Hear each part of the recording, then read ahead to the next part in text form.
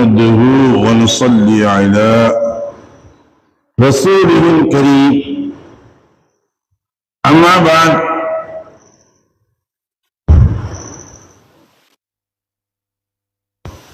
عن محمد بن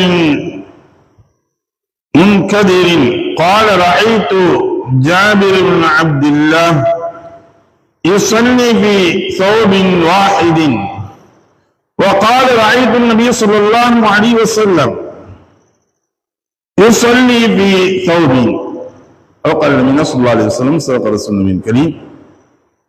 அழைப்புடைய சகோதரர்களே, இங்கே நாம் பார்க்கக்கூடிய பாடம் தொழுகையில் முதன்மையாக இருக்கக்கூடியது. சுத்தங்களை பற்றி பார்க்கக்கூடிய விஷயங்களில் உடல் சுத்தம், உடை சுத்தம், இடம் சுத்தம் என்பதாக சொல்வார்கள். இந்த உடை சுத்தத்தில் பார்க்கும் பொழுது உடல் எந்த அளவிற்கு மறைக்க வேண்டும், நம்முடைய தொழுகையில் பரலான அளவுகளை மறைக்கக்கூடிய இடங்களை பார்க்கும் பொழுது தொப்புள் முதல் முட்டி வரை மறைக்க வேண்டும் அவசியம். தொப்புளை மறைத்ததாக நம்முடைய ஆடைகள் இருக்க வேண்டும் ஆண்களுக்கு. அதேபோல் காலுடைய அந்த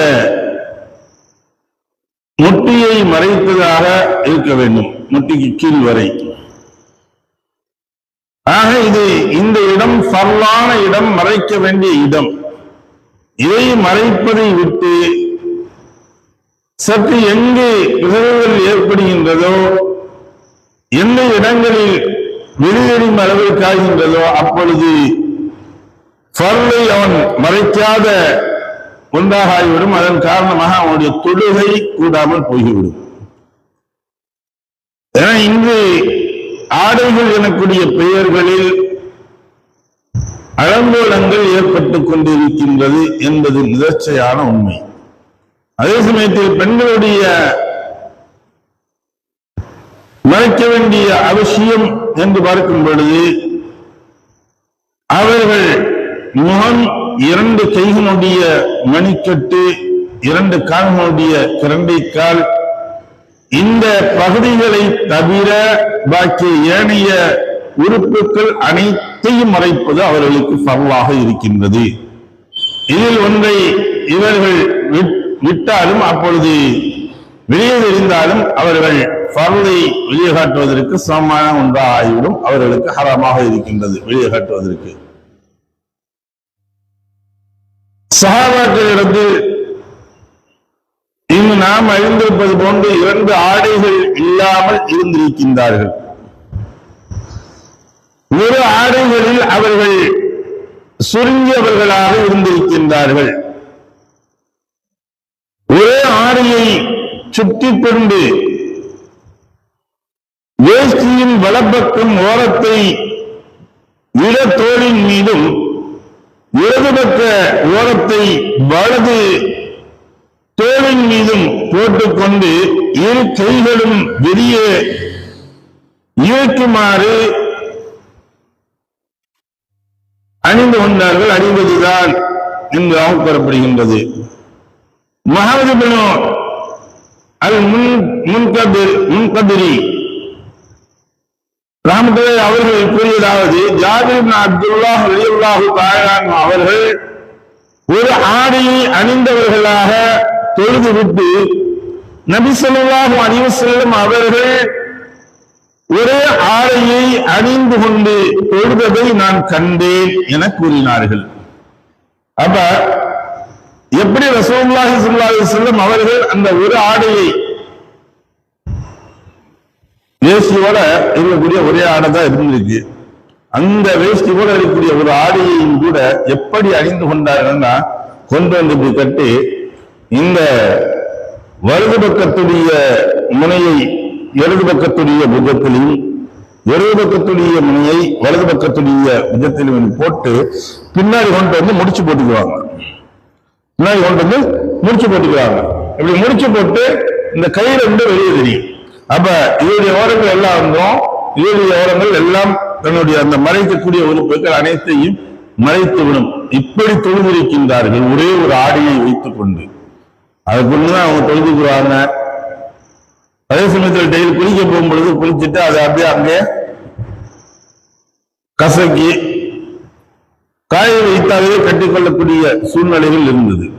இன்னும் சொல்வதாக இருந்தா அப்ப உள்ள வறுமைகள் எல்லாம் எந்த அளவிற்கு சஹாபாக்கள் வறுமையில் இறைத்திருக்கின்றார்கள் என்று பார்க்கும் பொழுது ஒரு சஹாபி சொல்றாங்க, ஃபஜ்ருடைய தொழுகையை முடிச்ச உடனே இன்னைக்கு எந்திரிச்சு வர்றாங்கல்ல, இன்னைக்கு ஓடுறது வேற ஒரு காரணத்துக்கு ஓடிக்கிட்டு இருக்காங்க. தொழுகை முடிச்சோடனே சலாம் கொடுத்தவொடனே பிரிச்சு ஓடுவாங்க. அது போல ஒரு சஹாபி கூட போய்கிட்டு இருந்தாரு, எல்லாம் உட்கார்ந்து இருந்தாங்க. அபூபக்கர் சித்தீக் ரலியல்லாஹு அன்ஹு அவங்க பார்த்தாங்க, பார்த்துக்கிட்டே இருக்காங்க, போய்கிட்டு வேகமா ஓடுறாரு அப்படின்ட்டு ஒரு சந்தேகப்பட்டார்கள். யாரு சொல்ல அவர் ஒரு முனாஃபிக்காக இருக்குமோ? என்ன காரணம்? முனாஃபிக்குகளுக்கு தான் உட்கார்ந்து கேட்கிறதுக்கு அவங்களுக்கு முடியாது, ஒரு நல்ல செய்திகள் கேட்க முடியாது, தலைவரிச்சு ஓடி போவாங்க அப்படிங்கிறது.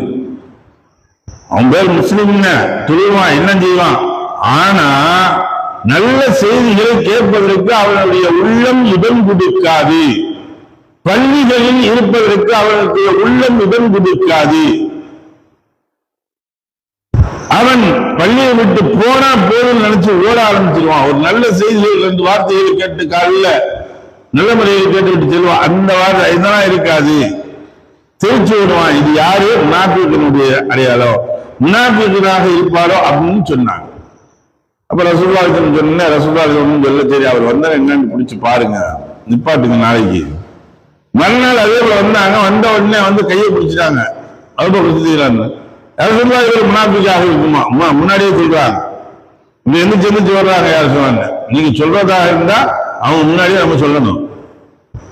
அப்ப பிடிச்சிட்டு சொன்னாங்க, யார் சொல்லா இவரு இப்படி போறாரு அப்படின்னு சொன்ன கேட்டு அவர்கிட்ட கேட்கும் பொழுது அவங்க சொல்றாங்க, யார் சொல்லா ஒண்ணும் இல்லை, எனக்கு 2 ஆடைகள் இருக்கின்றது. என்னுடைய 2 நபர்களுக்கும், எனக்கும் என்னுடைய மனைவிக்கும் 2 நபர்களுக்கும் சேர்த்து ஒரே ஒரு ஆடை தான் இருக்குது. நான் உடுத்திட்டு வந்திருக்கேன், நான் உடுத்திட்டு வந்து நான் இப்ப தொழுதுகிட்டு இருக்கேன். தொழுது முடிச்சுட்டு வக்து முடிகிறதுக்குள்ள போய் நான் குழிக்குள்ள இருந்துட்டு இந்த ஆடையை அவிழ்த்து என்னுடைய மனைவிக்கு கொடுக்க வேண்டும். என்னுடைய மனைவி அதை கட்டி கொண்டு தொழ வேண்டும். இப்படி ஒரே ஆடைகளில் நாங்கள் 2 நபர்களும் ஒரு ஆடைகளும் சுருங்கியவர்களாக இருக்கின்றோம். யார சொல்றதா? அதனாலதான் நாங்க வேகமா எழுந்து சொல்றோம். அதுக்கு பின்னாடி உள்ள நிகழ்வுகள்லாம் பெரும் நிகழ்வுகள். அதுக்கு பின்னாடி ரசூலுல்லாஹி வார்த்தையாங்க கொண்டாங்க. அபூபக்கர் சித்தீக் காட்டணும், அது தந்தவுடைய ஆடைகளை வாங்கி தந்தாங்க.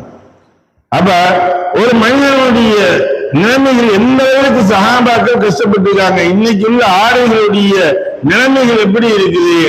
இன்னைக்கு ஆடைகளை நாம் கட்டுகின்றோம் என்பதாக சொல்லிக் கொண்டு நம்முடைய அவுரத்துகளை எல்லாம் வெளியே தெரியும் அளவிற்கு ஆகிருது. சிலர் பேண்ட் போட்டு வர்றாங்க, பேண்ட் போடுறோம் அப்படிங்கிற பேர்ல தங்களுடைய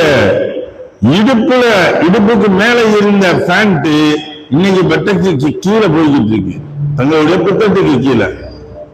அதே போல கைது கட்டக்கூடியது, முன்னாள் தொப்புளுக்கு மேல் கட்டி இருந்த கைதிகள் எல்லாம் இன்றி தன்னுடைய வயிறுக்கு கீழே சென்று கொண்டு இருக்கின்றது. நம்ம கட்டுறதுன்னா கூட என்ன ஒரு வித்தியாசம் அப்படி கட்டுறாரு அப்படின்னு பார்க்கக்கூடிய அளவிற்கு மாறிவிட்டது.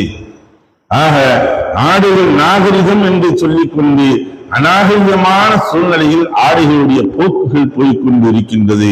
அந்த அவ்வளவு கஷ்டத்திலும் கூட சிரமத்திலும் கூட முன்னில்ல ரசூலுல்லாஹி சொன்னாங்க, சிறிய சஹாபாக்கள் வரும் பொழுது சிறியவர்கள் ஒரு ஆடைய ஒரு சின்ன வேஷ்டியை வச்சு கட்டியிருப்பாங்க, துண்டுவோட இருக்கிறத. அவர்களும் அதுபோல இந்த கழுத்துல வலது பக்கத்துல இருந்து இடது பக்கத்தை போட்டு இடது பக்கத்துல இருந்து போட்டு கட்டியிருப்பாங்கன்னா அவங்களுடைய ஆடைகள் சிறிய குழந்தைகள் தான், அவருடைய ஆடைகள் மேல ஏறி இருக்கணும். அப்ப சொன்னாங்க ரசூலுல்லாஹி ஸல்லல்லாஹு இதை கண்ட நபி ஸல்லல்லாஹு அலைஹி வஸல்லம் அவர்கள் ஆண்களில் பின்னால் தொழுது கொண்டிருந்த பெண்களிடத்தில் ஆண்கள் சுஜூதில் இருந்து எழுந்து அமர்ந்து அமரும் வரை நீங்கள் உங்களுடைய தலைகளை சுஜூதில் இருந்து உயர்த்த வேண்டாம் என்பதாக சொன்னாங்க. என்னன்னா இவங்க அந்த அளவுக்கு சின்ன குழந்தைகள் கூட அந்த அளவுக்கு இருக்கும் பொழுது தங்களுடைய சுஜூதில் இருக்கக்கூடிய சமயத்தில் அவர்கள் எழக்கூடிய சமயங்களில் பின்னால் இருக்கக்கூடிய பெண்கள் இவர்களுடைய அவுரத்துகளை பார்த்து விடுவார்கள் என்னும் அளவிற்கு அந்த அளவிற்கு ஆடைகள் சுருங்கி இருந்தது. அதனால் ரசூலுல்லாஹி ஸல்லல்லாஹு அலைஹி வஸல்லம் அதுவாக சொன்னாங்க, குழந்தைகளுக்கே அந்த அளவிற்கு என்றார். இன்னைக்கு பெரியவர்களாக இருந்து கொண்டு இருக்கக்கூடியவர்கள் ஆடைகளில் நாகரிகம் எனக்கூடிய பெயரில் அநாகரிகமாக இருந்து கொண்டு இருக்கின்றார்கள். இதுதான் இவர்களுக்குரிய சூழ்நிலை என்பதாக எண்ணுகின்றார்கள். உள்ளவங்களாக எதை படித்தோம் எதை கேட்டோம் அதை விளங்கி நடக்கக்கூடிய நன்மக்களாக ஆக்கி அருள்வானாக. வாக்கு தவறன் அல்ஹம்துலில்லாஹி ரப்பில் ஆலமீன். சுப்ஹானல்லாஹி வபிஹம்திஹி சுப்ஹானக்கல்லாஹும்ம வபிஹம்திக வநஷ்ஹது அல்லா இலாஹா இல்லா அன்த ونستغفرك ونتوب اليك. آمين. سبحان ربك رب العزة عما يصفون والسلام على المرسلين والحمد لله رب العالمين.